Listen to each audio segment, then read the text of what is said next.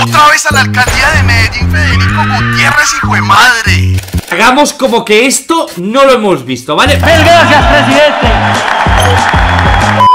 Uy, no, venga, sentémonos a analizar puntualmente esto y con información veraz. Porque dicen que Federico Gutiérrez es el candidato de la oficina de Envigado. La gente tiene toda la razón al reclamar, hasta que los agarremos.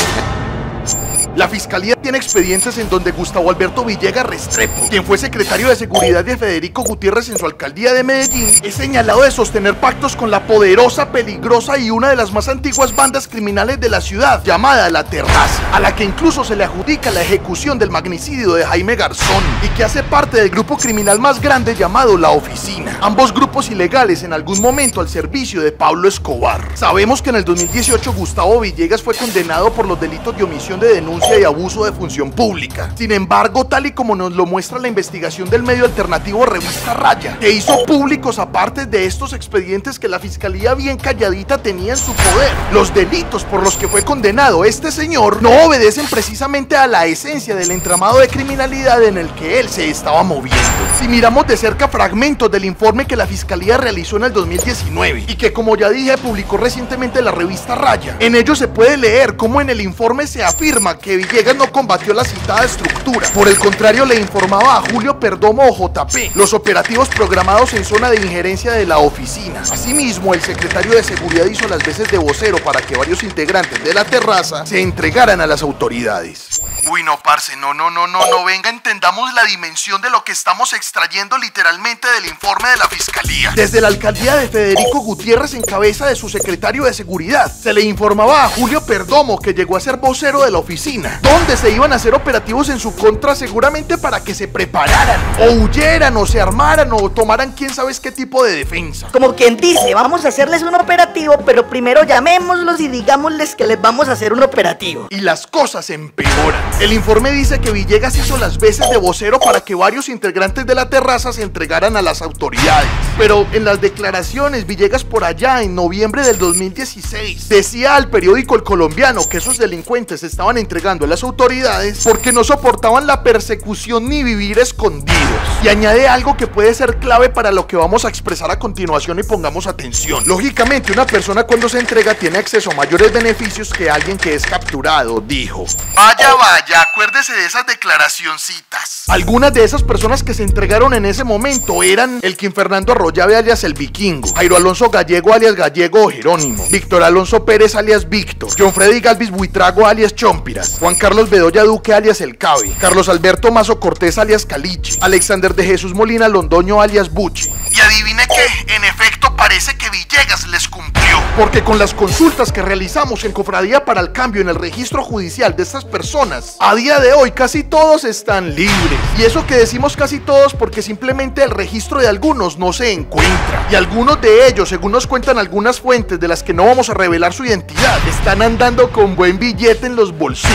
Aquí ya hay en entredicho una relación existente entre La Terraza y la Secretaría de Seguridad de Federico Gutiérrez, pero el tema ahonda más. Todas estas supuestas entregas de supuestos cabecillas de bandas delincuenciales adscritas a la oficina, así como precisamente La Terraza, se daban en medio del surgimiento de la polémica figura de gestores de paz, decretada por el gobierno de Juan Manuel Santos, con el fin de poder dar beneficios jurídicos a integrantes del ELN y menguar la tensión histórica que ha existido con esa guerrilla, para intentar llevar esos diálogos de paz a buen puerto, como efectivamente ocurrió en los diálogos con la exguerrilla de las FARC. Lo problemático que ocurrió es que la figura de gestores de paz no se delimitó jurídicamente en diferentes aspectos, por lo que podía ser utilizado por cualquier grupo armado organizado para que se le dieran beneficios jurídicos a algunos de sus integrantes, siempre y cuando sus grupos armados demostraran verdadera voluntad de hacer paz. Cuando en informes de la fiscalía se menciona que Villegas servía como vocero para que esos integrantes se entregaran a las autoridades, parece que todo era con la pretensión de demostrar una falsa voluntad de acogerse a la justicia, y así posteriormente esos integrantes de grupos armados pudieran aplicar a la figura de gestores de paz para simplemente dejarlos libres, aunque no estuvieran realmente en un proceso de paz, aunque no hubieran aportado ni a la verdad ni al resarcimiento, y aunque seguramente saldrían de la cárcel era para seguir delinquiendo.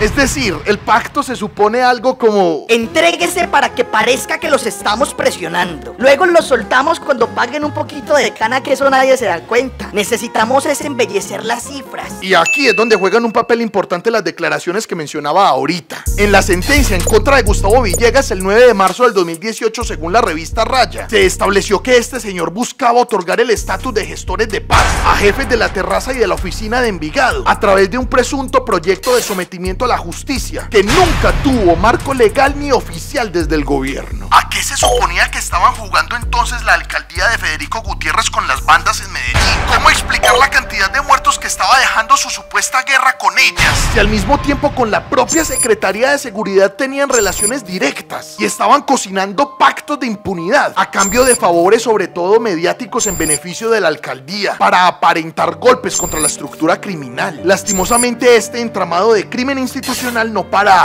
La representante legal de una corporación en el nororiente de Medellín capturada en el 2017, que según la fiscalía servía como fachada del grupo armado de la terraza para dar apariencia de legalidad a los dineros recaudados en actividades ilícitas, tenía una relación directa también con Gustavo Villegas. Según declaraciones de criminales consultadas por la revista Raya, Marayuli Toro Castaño, la representante legal de la supuesta fachada de la terraza, junto con el contratista de la Secretaría de Seguridad Mariano Humberto Sea Ospina, también capturado por sus relaciones con la terraza mientras trabajaba para la alcaldía, le entregaron a Gustavo Villegas los 3 fleteros que se hicieron virales en un video en redes sociales mientras atacaban a una persona en un carro blanco Renault Clio. Federico Gutiérrez, como siempre, se dio pantalla, que los iban a coger, que iban a presionar lo más que pudieran, pero detrás de él y fuera de cámaras estaba Gustavo Villegas, según contó el mismo Julio Perdomo alias JP, diciéndole a su contratista Sea Ospina que le ayudara con la captura de esos 3 fleteros. Sea Ospina entonces llamó a la señora Maratoro y ambos hicieron entrega de los jóvenes a las autoridades, como ya comenté. O sea, estamos hablando que aquí era a cambio de favores.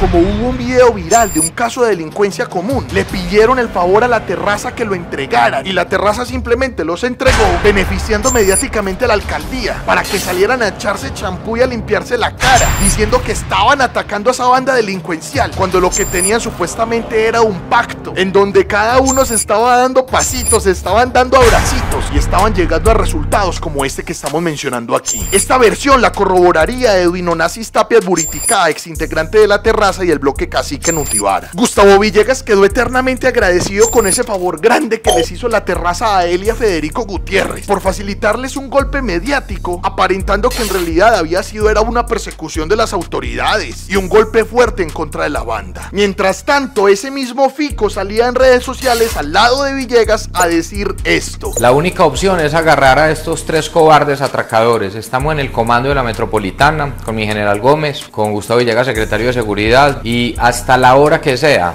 hasta que los agarremos. En este momento hay 15 grupos del grupo Contratracos de la SIJIN en diferentes sectores de la ciudad obteniendo información sobre estos 3 criminales. Y aquí lo único que tiene que haber son resultados contundentes contra esa criminalidad.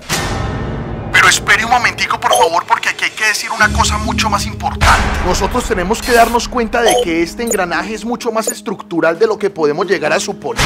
Y tenemos que decir que el engranaje no es únicamente de la alcaldía de Federico Gutiérrez. Y la alcaldía de Federico Gutiérrez no es el origen del mismo. Tenemos que llegar a leer, por ejemplo, la hoja de vida de Gustavo Villegas y darnos cuenta de que este ya fue secretario de gobierno en la alcaldía de Sergio Fajardo, misma que fue acusada de también tener relaciones directas e ilegales con la oficina de Envigado. Caso escabroso, enredado y apodado popularmente como la donbernabilidad, y del que Fajardo ha salido bien libradito. Pero ese es otro tema muy largo.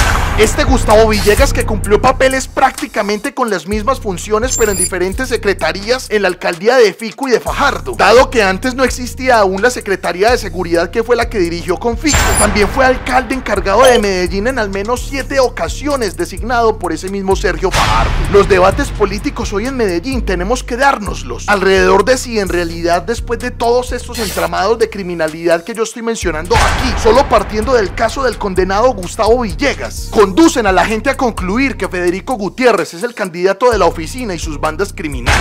Por supuesto supuesto, la criminalidad tan diversa y tan degradada debe tener un montón de ases bajo la manga. Por supuesto, en la alcaldía de Federico Gutiérrez también hubo logros y buenas medidas tomadas. Por poner solo un ejemplo, en el ámbito de la cooperación internacional. Por supuesto, de eso se tratan las elecciones y el conflicto político del que yo tanto hago alarde. De debatir y de llevar todas estas cosas a la discusión política. Pero si la pacificación y el desarme de nuestros territorios, el acabar con los grupos armados sin guerra antes de fortalecerlos y sin dejar más muertos en el camino, si esos trópicos son nuestros fines, entonces hay que analizar quiénes son las personas que a sus espaldas llevan el peso y los fantasmas del conflicto y que probablemente van a tomar decisiones en esa vía de la perpetuación del mismo. Finalmente es necesario reconocer que Federico Gutiérrez tiene una línea directa con Álvaro Uribe Vélez, no solamente siendo hace años el candidato a la alcaldía de Medellín con su bendición y la bendición de la entonces su casa política, el partido de la U, sino siendo también, y aunque a veces lo nieguen, su candidato a la presidencia. Hoy al menos ya lo admitieron, si es el candidato a la alcaldía del Centro Democrático. Hablar de cada uno de los puntos desde donde puede adherirse a Uribe en este mapa de corrupción y criminalidad que yo tengo aquí detrás nos gastaría 1000 videos, pero les aseguro que tendría escala en las fases más abominables y que a día de hoy tienen más impunidad, por lo que su presencia oscura tras bambalinas en este entramado no podemos ignorarla. Por el contrario, hay que tenerla muy presente por su papel jerárquico y fundamentalmente desde el origen de la misma red. ¿Qué opina usted de las cosas que mencioné aquí? ¿Cómo asimilarlas para lo que se viene en la política colombiana próximamente? En el primer comentario de esta publicación dejo el link del artículo de la revista Raya para que vayan a leer y enterarse más del asunto. Dejen siempre sus comentarios aquí que yo los estoy leyendo y por favor háganlo con respeto y argumentos. Gracias por apoyar a la comunicación alternativa.